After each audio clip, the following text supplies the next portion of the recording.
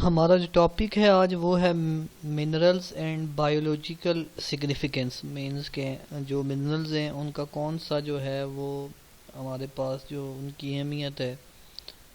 तो सबसे पहले जो मिनरल्स हैं वो न्यूट्रिएंट होते हैं जो बॉडी में एग्जिस्ट करते हैं, और ये हमारी ज़िंदगी के लिए जिस तरह ऑक्सीजन ज़रूरी है इसी तरह ये भी ज़रूरी होते हैं।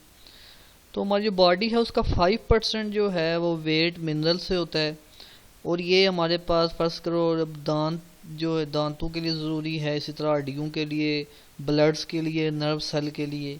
तो जिस तरह हमारे पास जो है वो ऑक्सीजन जो है वो ज़िंदगी के लिए ज़रूरी होती है ज़िंदा रहने के लिए, इसी तरह ये मिनरल्स भी जो है ज़रूरी होते हैं। अगर इनकी कमी हो जाए तो हमारे पास जो है फर्स्ट करो हड्डियाँ जो हैं, कैल्शियम चाहिए होता है, अगर वो ना हो कम हो जाए तो जो है वो हड्डियाँ कमज़ोर होना शुरू हो जाती हैं।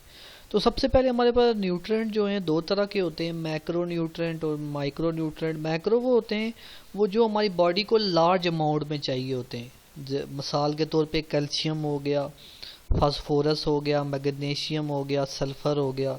और माइक्रो न्यूट्रिएंट्स क्या होते हैं, वो न्यूट्रिएंट जो हमारी जो है बॉडी को कम मिकदार में चाहिए, मिसाल के तौर पे आयरन, जिंक, कॉपर, आयोडीन। तो ये हमारे पास मैक्रो और माइक्रो न्यूट्रिएंट थे। ठीक है, नेक्स्ट हमारे पास सबसे पहले है आयरन। अब आयरन की सोर्स क्या है, वो है रेड मीट जो है, उसके बाद जो है वो अंडे की जर्दी, मछली वगैरह और मस्टर्ड वगैरह। ठीक है, इंपॉर्टेंट्स क्या है, इंपॉर्टेंट ये है कि ये हेमोग्लोबिन का जो है वो अहम हिस्सा है। ठीक है, और हेमोग्लोबिन क्या होती है, वो ऑक्सीजन को बॉडी के अंदर जो है वो बॉडी के अंदर पहुंचाती है, मींस कैरियर है जो है वो हीमोग्लोबिन। ठीक है, इसी तरह हमारे पास एटीपी है जो सेल एनर्जी और प्रॉपर सेल फंक्शन जो है उसके लिए उस लाजमी है, उसका भी अहम हिस्सा जो है वो आयरन है। तो ये इसकी जो है ज़रूरियात हैं। अब कहाँ कहाँ मतलब डिफिशिएंसी आ सकती है, कहाँ कमी आ सकती है, उसके बारे में पढ़ते हैं हम। एक्सरसाइज मतलब कहते हैं जी कि जो हमारे पास आयरन वो लॉस कैसे होता है, पसीने के थ्रू या ब्लीडिंग हो जाए या हार्श मोशन हो, उनकी वजह से जो आयरन है वो ज़ाया हो जाता है। ठीक है, कहते हैं जी जो 34% जो फीमेल रनर होती हैं उनमें जो है वो और 8% जो है 34% फीमेल रनर और 8% मेल रनर, इनमें क्या होता है डिफिशिएंट आपके पास कमी होती है किसकी, आयरन की। इसी तरह हमारे पास प्रेगनेंसी के दौरान जो है वो उसके लिए भी आयरन मतलब जो फर्ज करो हमारे पास क्या होता है, जो बच्चे कम जिनका वज़न होता है, ठीक है, उनमें आयरन की कमी होती है। तो जो स्टडीज़ जो है ये बताती हैं कि 58% जो प्रेग्नेंट वुमेन होती हैं उनकी आयरन में डिफिशिएंसी होती है, मतलब कमी होती है आयरन की। ठीक है, उनमें नेक्स्ट है हमारे पास मेटाबॉलिक प्रोसेस। अच्छा, आयरन जो है मेटाबॉलिक प्रोसेस में भी अहम किरदार अदा करता है। ठीक है, अब ये कुछ एंजाइम में पाया जाता है, एंजाइम कैटलाइज रिएक्शन करते हैं, सेलुलर ऑक्सीडेशन या जो है डिफरेंट तरह के हमारे पास रिएक्शन होते हैं जो हमारे पास बायोलॉजिकल रिएक्शन हैं जिस बॉडी के अंदर, उनके लिए एंजाइम जो हैं वो कैटलिस्ट का किरदार अदा करते हैं, उनका पार्ट है आयरन। तो जिसकी वजह से क्या होता है, अगर ये कमी हो तो वो रिएक्शन जो हमारे पास जो एक्शन रिएक्शन है वो प्रॉपर नहीं हो सकते। इसी तरह जो रिचेस्ट ऑर्गन है आयरन से वो लीवर है हमारा। ठीक है, और इसी तरह कुछ हड्डियाँ, किडनी वगैरह भी, ये भी इनमें भी आयरन पाया जाता है, तो इसलिए ये ज़रूरी है आयरन हमारे पास। ठीक है, नेक्स्ट हमारे पास है कैल्शियम। कैल्शियम जो है हमारे पास वो अभी बताया मैंने हड्डियों के लिए, ब्लड क्लॉथिंग के लिए, और जो है नर्व्स और मसल फंक्शन के लिए लाजमी है। ठीक, सोर्स क्या है, मिल्क है, एग यॉक है, ठीक है, बीन्स हैं, नट्स हैं, ठीक है, ग्रीन आपके पास वेजिटेबल हैं, ये सारे जो हैं वो कैल्शियम के सोर्स हैं। ठीक है, अब हमारे पास इम्पोर्टेंस क्या है इसकी, कि हमारे पास जो है ये एम जूस है जो हमारी बॉडी का। ठीक है, और ये हमारे पास क्या होता है, अर्थ क्रस्ट में पाया जाता है। तकरीबन जो है इसके 6 स्टेबल आइसोटोप हैं। आइसोटोप वो होते हैं जिनका हमारे पास एटॉमिक नंबर सेम हो, मास नंबर अलग अलग हो।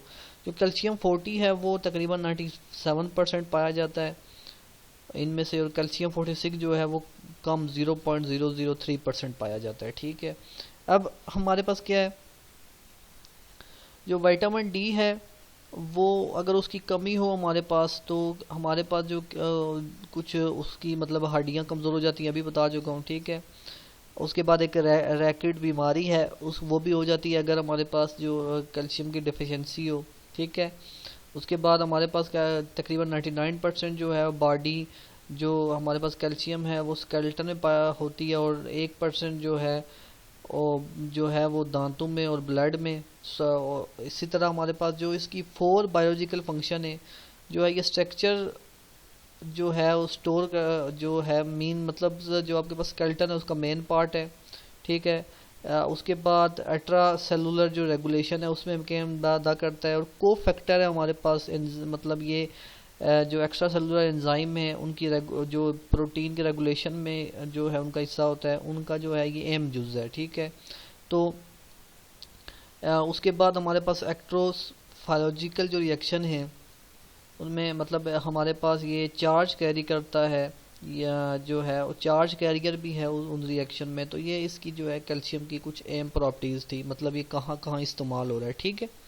इसी तरह हमारे पास फास्फोरस है। फास्फोरस जो है वो हमारे पास बिल्कुल उसी तरह अंडे की जर्दी में पाया जाता है, ठीक है, मिल्क में पाया जाता है, और डिफरेंट वेजिटेबल में पाया जाता है, ठीक है। अब फास्फोरस की अहमियत क्या है?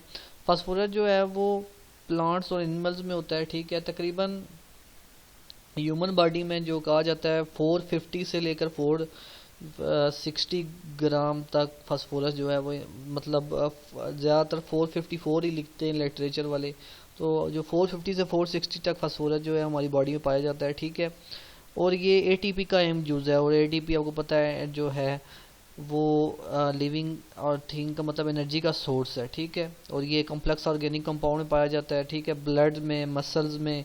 इसी तरह हमारे पास जो बोन्स का एम हिस्सा है फास्फोरस, ठीक है। तो ये हमारे पास जो कुछ इसकी जो इम्पोर्टेंट्स हैं, ठीक है। अब हमारे पास जो फंक्शन क्या है, मेन फंक्शन ये है, ये हमारे पास क्या करता है, ये जो हड्डियाँ और दांत उनमें बनाने में अहम किरदार है इसका, ठीक है।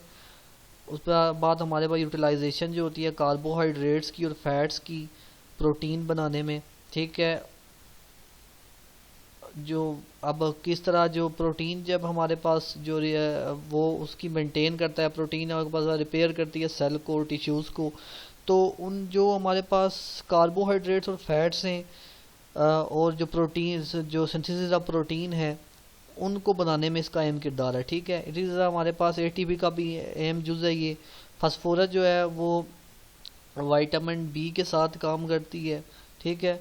और ये हमारे पास जो हमारा जो मसल्स और जो किडनी का फंक्शन है उसको रेगुलेट करने भी अहम किरदार है। तो ये इसकी क्या थी जी, हमारे पास फंक्शन था। नेक्स्ट हमारे पास जिंक। जिंक कहाँ पाया जाता है? रेड मीट में पाया जाता है, चिकन में पाया जाता है, दालों में पाया जाता है, डेयरी प्रोडक्ट में पाया जाता है, कुछ सी फूड में पाया जाता है, ठीक है। अब जो जिंक है वो हमारे पास मेटाबॉलिज्म जो है उसमें सबसे अहम किरदार है इसका। ह्यूमन बॉडी जो है 2 से 3 ग्राम जिंक होता है, ठीक है। जो तकरीबन 100 से ऊपर जो स्पेसिफिक एंजाइम है जो उनको जिंक ज़रूरत होती है हमारे पास कैटलिक फंक्शन करने के लिए, ठीक है। मतलब उनको जो हमारे पास एंजाइम है उनको कैटालिटिक जो उनके रिएक्शन में कैटलिस्ट के तौर पे काम करता है, ठीक है। तो अगर उनमें से जिंक जो है वो रिमूव किया जाए, मतलब कैटलिस्ट के तौर पे काम ना करे, तो मतलब उसकी एक्टिविटी जो एंजाइम है उनकी एक्टिविटी नहीं हो सकती, ठीक है। उसके बाद हमारे पास जो एक और जो इसकी अहम हिस्सा है वो इस तरह है कि हमारे पास जो हमारे पास जो डिसऑर्डर जेनेटिक डिसऑर्डरनेस हो गया, या जो हमारे पास जो मेटाबॉलिज्म है उसमें भी अहम किरदार है, ठीक है। उसके बाद अगर इसकी डिफिशियंसी हो जाए तो हमारे पास जो मुख्तलिफ़ किस्म की जो है वो बीमारियां पैदा हो जाती हैं। सबसे बड़ी जो अभी आपने कहा जी कि ये जो है ये इसमें जो आपकी हड्डियां भी मजबूत करता है उसमें भी किरदार है, ठीक है। अब जो इसका जो जिंक एक्सट्रैक्शन का मतलब कैसे ये निकल सकता है, उसका जो है हमारे पास वो जो है वो सरफेस लूज मतलब कैसे हो सकता है कि आपके पास जो हेयर हैं, बालों में भी आपके पास जिंक होता है। इसी तरह हमारे पास जो पसीना में आता है उससे भी जिंक लॉस होता है। तो ये जो हमारे पास कुछ इसकी जो प्रॉपर्टीज़ थी, जिंक कहाँ कहाँ इस्तेमाल होता है, ठीक है। उसके बाद हमारे पास जो जिंक है, हाँ, जो उसकी जो सबसे अहम जो अभी बताया मैंने कि तकरीबन हमारे पास जो है ह्यूमन बॉडी में अबाउट 2 से 3 ग्राम जिंक मौजूद होता है, ठीक है। और जो सबसे अहम इसका जो फंक्शन है वो तकरीबन जो हमारे पास 100 से ऊपर जो एंजाइम है उनमें हमारे पास जो जिंक है उनके लिए कैटलिस्ट के तौर पे काम करता है। अगर वो जिंक कैटलिस्ट के तौर पे काम ना करे तो क्या होता है, वो प्रॉपर रिएक्शन या जो हमारे पास एक्शन जो रिएक्शन उनके में है वो प्रॉपर नहीं हो सकते।